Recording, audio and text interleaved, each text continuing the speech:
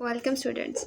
आज हम अपना 12th क्लास केमिस्ट्री चैप्टर 1 का नेक्स्ट टॉपिक स्टार्ट कर रहे हैं, extraction and purification of group 2 elements and other there compounds. के टॉपिक ये है कि हम ग्रुप 2 एलिमेंट्स या उनके कंपाउंड जो हैं उनको एक्सट्रैक्ट कैसे करते हैं, यानी जहाँ भी उनकी और मौजूद है, जहाँ भी वो पाए जाते हैं अर्थ पे, उनको हम किस तरह एक्सट्रैक्ट करते हैं, हासिल करते हैं एंड देन उनकी प्योरिफिकेशन स्टार्ट करते हैं। Magnesium production from sea water Dow's process, ये पहला पॉइंट है इसका कि सबसे पहले हम देखते हैं कि किस तरह मैग्नीशियम को प्रोडक्ट जो है वो हासिल करते हैं, कहाँ से हासिल करते हैं, इसका सोर्स क्या है, हमारे पास ओरिजिन है इसका सी वाटर, और प्रोसेस थ्रू विच हम सी वाटर से मैग्नीशियम मेटल को एक्सट्रैक्ट करते हैं, हासिल करते हैं। इस प्रोसेस का जो स्पेसिफिक नेम है वो है डॉ प्रोसेस। और ये मेथड जो है ये इंडस्ट्रियली ये बहुत फेमस भी है और साथ में ये बहुत अहम प्रोसेस है, यानी ये काफ़ी सिग्निफिकेंट है, इसकी काफ़ी इंपॉर्टेंस है इस मेथड की। और ये मल्टी स्टेप मेथड है, यानी ये सिंगल प्रोसेस जो है ये वन स्टेप से नहीं होगा, ये कॉम्बिनेशन ऑफ स्टेप्स हैं जिसमें is a multi step chemical and electrochemical process use to extract magnesium metal from the vast reservoirs of the magnesium mines present in sea water. कहते हैं ये जो मेथड है ये मल्टी स्टेप है, ये एक सिंगल स्टेप नहीं है, तो साथ में इसका आगे ये केमिकली तो है ही है, साथ में आगे इसका जो नेक्स्ट पार्ट है वो इलेक्ट्रोकेमिकल प्रोसेस के थ्रू होता है। और जो बेशुमार ज़खायर हैं मैग्नीशियम आयन के मेटल के सी वाटर में, जिसके पूरे हम हर स्टेप को फॉलो करके फिर इसको एक्सट्रैक्ट करते हैं। सबसे पहले तो sea water is treated with calcium hydroxide derived from limestone और oyster shell which precipitate magnesium as insoluble magnesium hydroxide. सबसे पहले तो जो हमारा सी वाटर है उसको हम ट्रीट करते हैं किसके साथ, कैल्शियम हाइड्रोक्साइड्स। और ये जो कैल्शियम हाइड्रोक्साइड है इसको ट्रीट करने से पहले ये जो हमारी कैल्शियम हाइड्रोक्साइड है कहाँ से हम हासिल करते हैं, जो हमारा लाइमस्टोन है, मार्बल है, या फिर जो सी शेल्स में जो उनके शेल्स हैं, सिपियाँ हैं, उनका ये पाउडर फॉर्म ये इसको यूज़ किया जाता है और उसके नतीजे में एक इनसॉल्युबल मैग्नीशियम हाइड्रोक्साइड में कन्वर्ट हो जाता है, यानी एक चॉकी वाइट सा सोल्यूशन बनेगा क्योंकि हम इसके अंदर कैल्शियम हाइड्रोक्साइड डाल रहे हैं और वो सोलबल नहीं होगा उसके अंदर, वो इनसॉल्युबल। और वो जो उसके नतीजे में विच प्रेसिपिटेट मैग्नीशियम, और जो मैग्नीशियम जो है उसमें प्रेसिपिटेट हो जाएगा, नीचे बैठ जाएगा एज इनसॉल्युबल मैग्नीशियम हाइड्रोक्साइड। यानी अभी क्या हुआ है, सी वाटर को ट्रीट किया गया कैल्शियम हाइड्रोक्साइड के साथ, उसके नतीजे में मैग्नीशियम का hydroxide in the form of precipitate insoluble वो हमारे कंटेनर के अंदर, हमारी इंस्ट्रूमेंट के अंदर जो है वो बैठ गया है और साथ में हमारे पास एक्वस कैल्शियम आयन आए हैं। अब नेक्स्ट है हमारी कैल्शियम मैग्नीशियम हाइड्रोक्साइड जो है उसकी हमारी फिल्ट्रेशन करनी है, और उस फिल्ट्रेशन के ज़रिए हम कैसे करते हैं कि हम उसको हाइड्रोक्लोरिक एसिड के साथ HCl के साथ उसको ट्रीट करवाया जाता है और उसके नतीजे में हमारे पास मैग्नीशियम साल्ट यानी कि मैग्नीशियम क्लोराइड और वाटर मिलता है हमें। दो स्टेप हो गए हैं। पहले स्टेप में हमने कैल्शियम को हाइड्रोक्साइड को मैग्नीशियम के साथ ट्रीट करवाया, फिर मैग्नीशियम हाइड्रोक्साइड जनरेट हुआ, उसको आगे हमने एसिड के साथ करवाया और हमारे पास अभी एसिड का साल्ट मैग्नीशियम क्लोराइड जनरेट हुआ है। उसके बाद जो हमारे पास मैग्नीशियम क्लोराइड है इसको हम क्या करते हैं, इस सॉल्यूशन को कंसनट्रेटेड किया जाता है, यानी इसको इसमें से जितना भी पानी है इसको वेपराइज कर दिया जाता है, इस वेपरेट कर दिया जाता है और बाद में इसको कंसनट्रेटेड जो कंपाउंड है मैग्नीशियम क्लोराइड इसको ट्राई किया जाता है।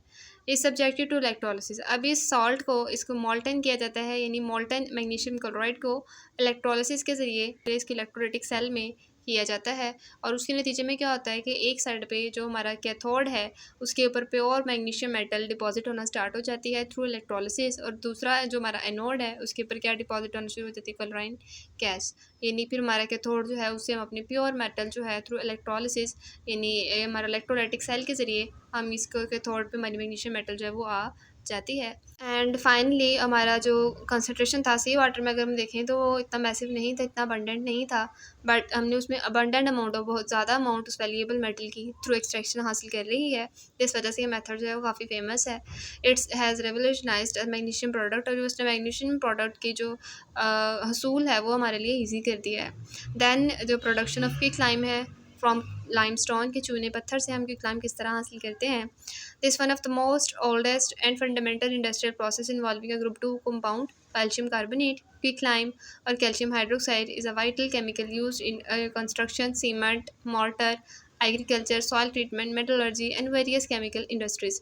कहते हैं ये जो मेथड है ये ना सिर्फ बहुत अहमियत का हामिल है बल्कि काफ़ी पुराना मेथड है। क्यों? क्योंकि ये जो ग्रुप 2 एलिमेंट इसमें जो है उसका ये जो कार्बोनेट है, ये क्विकलाइम है, कैल्शियम ऑक्साइड है, ये ग्रुप 2 एलिमेंट्स का ही ये मुख्तलिफ फॉर्म्स हैं, कंपाउंड्स हैं, जिसका एग्रीकल्चर में, मेटल एक्सट्रैक्शन में, पानी की मिट्टी की ट्रीटमेंट में और कंस्ट्रक्शन वर्क में, बिल्डिंग मटेरियल्स में इसका काफ़ी इस्तेमाल होता है।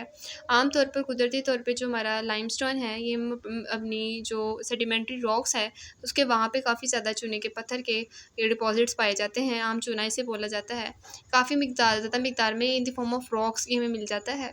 The production of quicklime involves a heating limestone at a high temperature furnace in a lime kiln to very high temperature typically 900 to 1000 degree.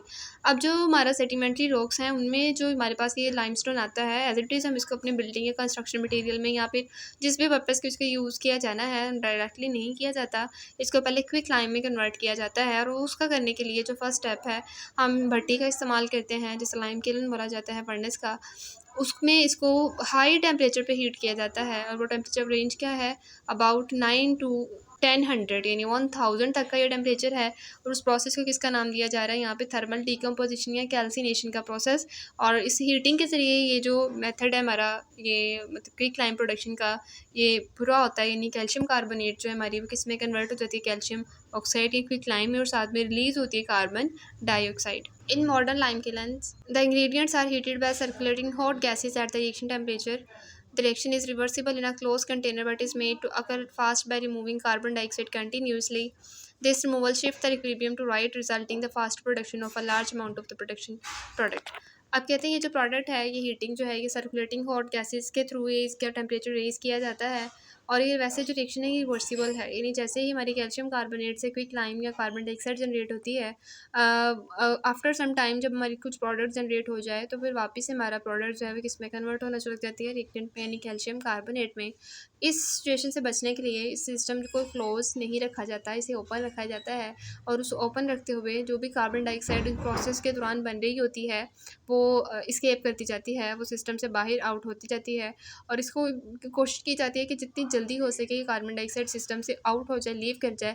इसका फ़ायदा क्या होता है कि फिर रिएक्शन जो है वो जल्दी से उसकी जो इक्विलिब्रियम है वो शिफ्ट किस तरफ होता है राइट की तरफ। यानी फिर क्विकलाइम का बनना उतना ही ज़्यादा तेज़ हो जाता है जब हम कार्बन डाइऑक्साइड को सिस्टम से बाहर धकेलते रहते हैं।